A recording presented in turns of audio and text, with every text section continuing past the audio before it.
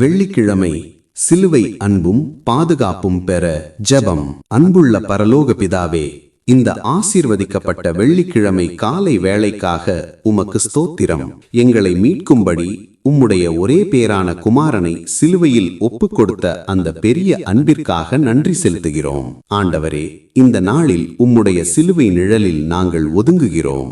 சிலுவையில் சிந்தப்பட்ட இரத்தத்தினால் எங்கள் பாவங்களை கழுவி எங்களை சுத்திகரியும். அவர் அடித்தழும்புகளால் நாம் குணமாகிறோம் என்ற வார்த்தையின்படி எங்கள் சரீர மற்றும் மன வியாதிகளிலிருந்து எங்களுக்கு பூரண விடுதலையை தாரும். இன்று நாங்கள் செய்கிற ஒவ்வொரு காரியத்திலும் உம்முடைய கிருபை முன்னால் செல்லட்டும். ஆபத்துக்களுக்கும் பொல்லாப்புகளுக்கும் எங்களை விலக்கி காத்துக்கொள்ளும். குடும்பத்தில் சமாதானத்தையும் ஒருமனப்பாட்டையும் கட்டளையிடும். எங்களை எதிர்த்து நிற்கும் போராட்டங்களை உம்முடைய சிலுவை வல்லமையால் தகர்த்தெறியும்.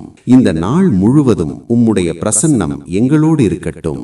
இயேசு கிறிஸ்துவின் இன்ப நாமம் வழியாக வேண்டுகிறோம் நல்ல பிதாவே, ஆமேன். இன்றைய வாக்குத்தத்தம்: நாம் பாவிகளாயிருக்கையில் கிறிஸ்து நமக்காக மரித்ததினாலே தேவன் நம்மேல் வைத்த தமது அன்பை விளங்க பண்ணுகிறார். ரோமர் 5ஆம் அதிகாரம் 8வது வசனம். நாம் பாவிகளாக, அதாவது அவருக்கு துரோகம் செய்தவர்களாக இருந்தபோதும் தேவன் நம்மை தண்டிக்க நினைக்காமல் நம்மை மீட்க தன் குமாரனை அனுப்பினார். தேவன் நம்மை நேசிக்கிறார் என்பதற்கு சிலுவை மரணமே மிகப்பெரிய சாட்சியாக இருக்கிறது.